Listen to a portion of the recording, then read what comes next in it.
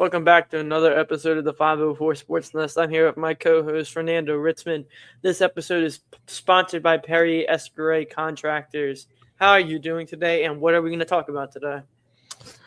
What's up, Colin? How are you? I'm doing good. You sound like you get a little sick, huh? Yeah, I have a little sinus infection, but it doesn't stop me potting. Yeah, I hear you. I hear you. Colin's doing big things, getting into the food game too. Yeah, I am. You want to talk a little bit about that real quick? What that's all about? Well, talking to Pooch from Love TV Nola right now. I'm getting flown out to California on the 23rd and 24th of August to go to some big food restaurant event. So I'm excited about that. Then I'll be bringing you some cool stuff to my 504 Taste of New Orleans Instagram page, with the first episode being with Serene and Mbaye of the Carnola. Good for you. Doing big things. All right, well, let's get into it a little bit. We're gonna keep this short and sweet today, and we'll start off with some Saints talk, and then get into the Pels with the Rod Walker article. What do you think of starting with the Saints? Did you watch Drew Brees' Hall of Fame speech? I did watch Drew Brees' Hall of Fame speech. What'd you think? I loved it. He did a great job with it. Shouted out everyone from his college days to the Chargers to the Saints. Then he had one quote that I really liked. I think he said it was like, "This is the heart and soul. They gave me the heart and soul of the city. I would have died for it. I will die for it." That's crazy. That gave me goosebumps. Yeah, that should be on his statue. That's what I learned. Drew Brees should have a statue, like very soon, by the Superdome. I actually watched it twice. I watched it live, and then my in-laws came over and we watched it on YouTube again. So that's how good it was. I thought, I had no problem watching it again. And the amount of passion that guy spoke with about the Saints in New Orleans was like I said, gave me goosebumps. I teared up a couple of times. You're too young. You don't have those kind of emotions yet, but it was really good. It was really, really good. Yeah, no, it was really good. And the fans showed up. They said it was like the Superdome in there. They got out there. Yeah, it's crazy. Even Chris Berman, when he was done, had to give a little hoot at. Yeah, it was very shocking how many fans showed up out there. Speaking of the fans, Saints had open practice yesterday. They're back at practice tomorrow. Had an off day today. What do you think about what's going on at training camp? Like it. Jordan Tyson's very good. Pat McAfee even said this dude's going to be legit on his show today. So he said that today? Yeah, everyone's looking out for Jordan Tyson. He's shown his routes unbelievable. People said, "Go ahead." People said what? He looks really good. And how about this? And I get it. Jordan Tyson's going to get, a lot of the headlines, and he should. He's going to be great. Nick Underhill's talking about him being like a star in year one, but it seems like the Saints also hit on Bryce Lance and Barry Brown too. Like those dudes have been. Bryce Lance caught a deep ball today. Barry Brown's been catching balls all over the place. What do you think about those guys? Yeah, I think those guys are really good. Barry Brown's so fast, and Bryce Lance and Devon Bailey, they both have the same build. They're very tall. Yeah, Bryce Lance got that little bit. He's got more speed, obviously, than Bailey. But yeah, I saw that today. Then they had a highlight, and Bailey came up to Lance, and you could see that they were the same in stature as far as height goes. Yeah. What is your take as far as on the Saints side, that it seems like the first string offense is still taking a little bit of time to actually do what we think they're going to do? Do you think that's because our defense is that good, or do you think that has something to do with just a slow start to training camp for them? For the defense? The offense. Oh, our defense is just really good. We have got a lot of good players on defense. The offense can pick it up. They said they seen major improvement in Tyler Shucks, and that's really good. I'm not worried about that. But a report came out today. I know it's coming off guard. Terry Arnold visited with the Saints today. He did. I saw that.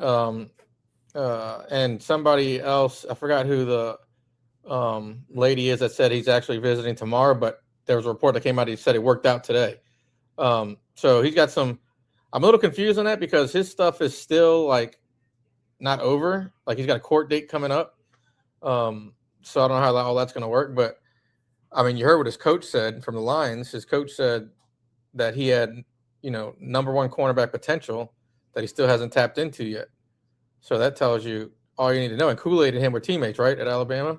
Yeah, they were. Did they come out the same year? I don't know. I think Kool-Aid played one more year. Okay. But yeah, that's interesting for sure. The way that Barian Brown and Bryce Lance have been lighting up the second team defense, we could use another cornerback. 100%. So, what else on the Saints? We got joint practice coming up Thursday. with the Jags. Or when do you, by the way, not to throw your business out in the street, but when you go back to school? I can't say. You can't. I'm not going to say that. Well, because I'm trying to see if you're going to the practice Thursday or not. I am going to the practice Thursday, and also 2 tickets to the practice on Thursday. Oh, okay. All right, good for you. Are you going to the? I guess I'll see you out there, huh? You're going? Yeah, I'm going. Who are you going with? This is a podcast. We don't have to talk about all that stuff, okay? I'm going with somebody. But then I guess we can transition from that with the Saints and go into the Pelicans and get into this Rod Walker article that everybody's talking about.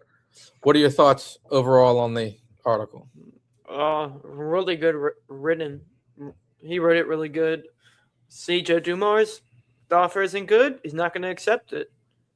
The only thing I don't get about it is how Joe Dumars said it's been a slow offseason for every team.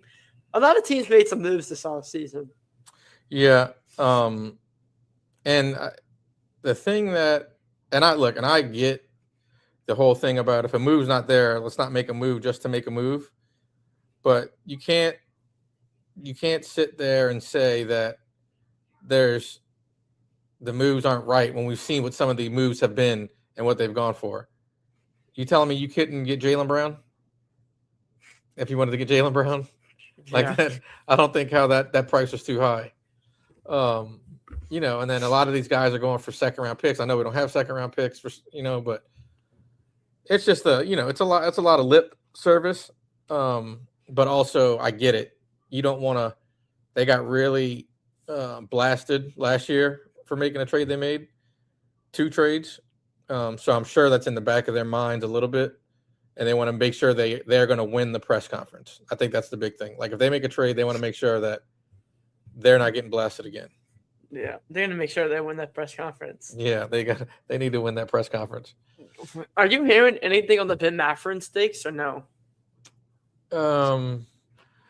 No, nothing new. It's all the same stuff that, we think Ben Mathurin wants to be here.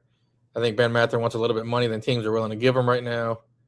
And to be honest, at this point, are we just waiting on the Kawhi Leonard stuff to get resolved with the Clippers and then kind of go from there? I don't know. So I've said this before. There's a lot of stuff out there that the Pelicans can still do that hasn't been done. All the players we've talked about in previous podcasts are still out there, basically. Right? The Miles Turners, the Ben Mathurins, the Golden State package is still there.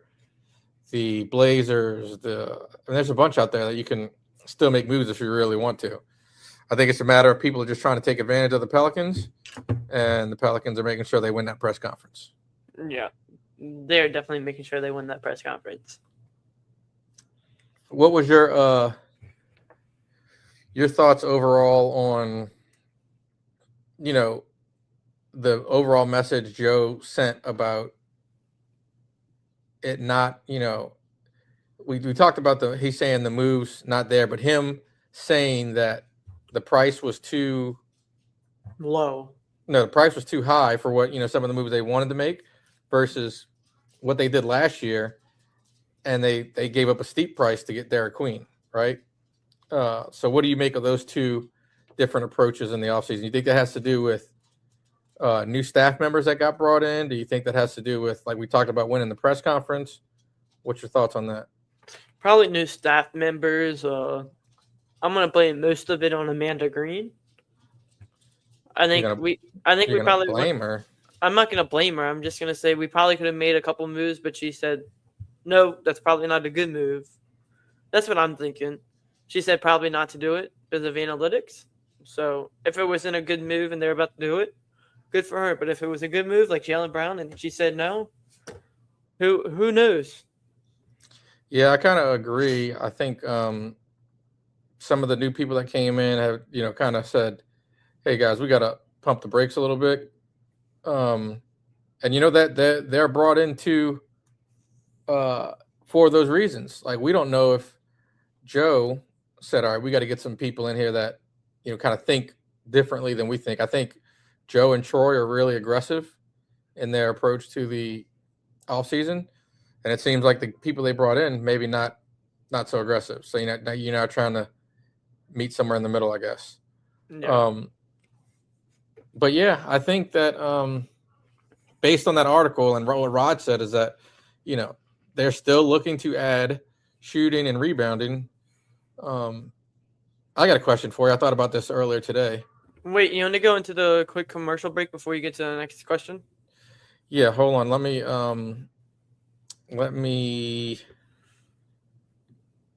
okay, sure. I didn't set this up, but we'll It's do on it. there. It's on there already.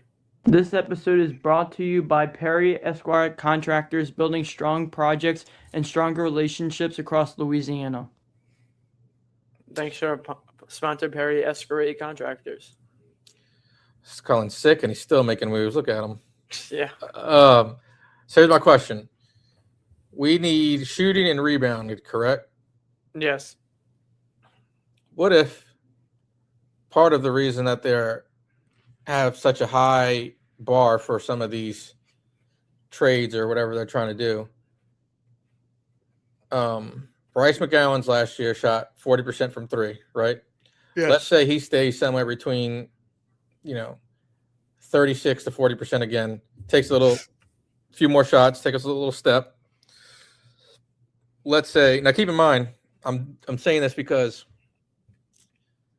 Jamal Mosley, I don't know if you heard it a couple days ago, he was at Saints practice and he actually did an interview on the Saints app that many people probably haven't heard and didn't talk about because there was only 50 people listening to it. But he said that there was going to be a lot more structure and people knowing their roles. So what if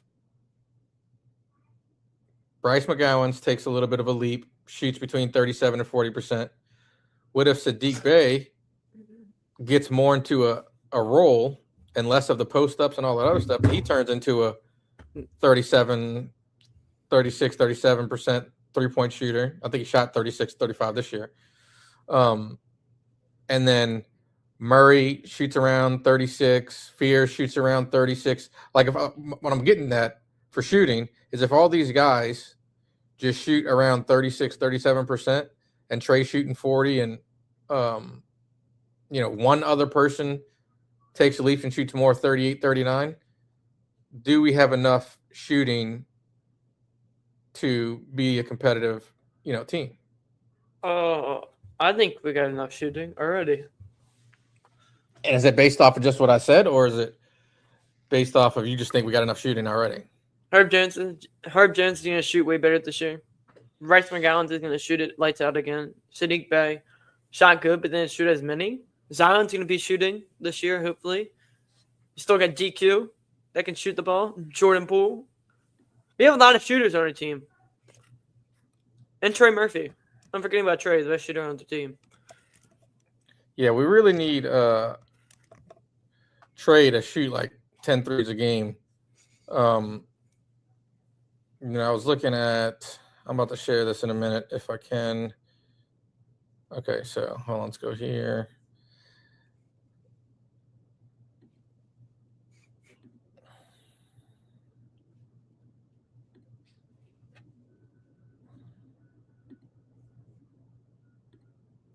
All right, is that up on the screen?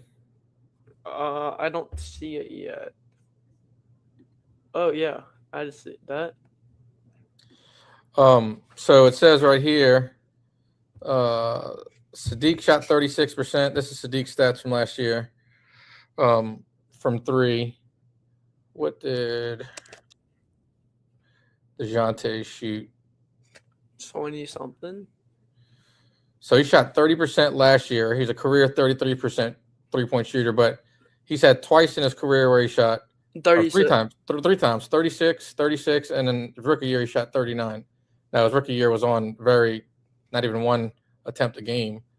But still, so to the point that I was trying to make is if all these guys Fear shot 37. Yeah, and that's Fear shot 33. But that was one of his people were worried about his shooting a 3-ball, and he actually shot it better than what people thought he was going to shoot it. But the point I was making is that if everybody just shoots around 36 to 37% or even 35, then that creates a lot more shooting than I think we realize. Mm-hmm. And then you go into the rebounding. What are your thoughts on rebounding? Do you think we have rebounding on the team, or do you think we need to go out and get some more? I mean, obviously we could go get more, but do you think we have enough to get by or get through a season? I think we have enough rebound. We just gotta want to rebound. I've been saying this all along. We just gotta want to rebound. Well, you play a little basketball. What do you mean when you gotta want to rebound? What's your coach say? You gotta. Is it just a matter of going and boxing out people and effort? Effort, yes. If you have effort, you can rebound the basketball. It's not that hard to rebound the basketball. And wasn't DQ a good rebounder in college? He averaged like 10 rebounds a game. So yeah, you got him, Messi. You know, he needs to work on a defensive rebound, and I think that comes from because obviously we both believe that Messi is an effort guy, right? Yeah, he blocks too many shots. Yeah, I think watch not go block so many shots and really focus on the fundamentals, boxing out and stuff like that. Yeah, but yeah, I think that's kind of what the Pelicans might be thinking is they feel comfortable. It's like we've been saying for a while now. There's a lot of talent on this team. I don't know if all the parts make the most sense together, but they have talent. Yeah, we do have talent. So what else? What else you got for us today, Kellen? I got nothing else for us right now. Not that I can think of, but if something drops, we'll do emergency pod for sure. Okay. Sounds good to me. We told you we're going to keep it nice and short today. Cullen's got to rest up. He's a little under the weather. He's got to get ready for school, which he won't tell us when that starts, but that's okay. It starts next Wednesday. Okay. All right. Well, we'll get out of here then. Do we have any special guests coming on soon or no? Maybe we need to set that up. Yep. Maybe we need to set that up. Thanks for coming to watch. We really appreciate y'all's support. Like, subscribe, and comment, and share. Thanks. Peace.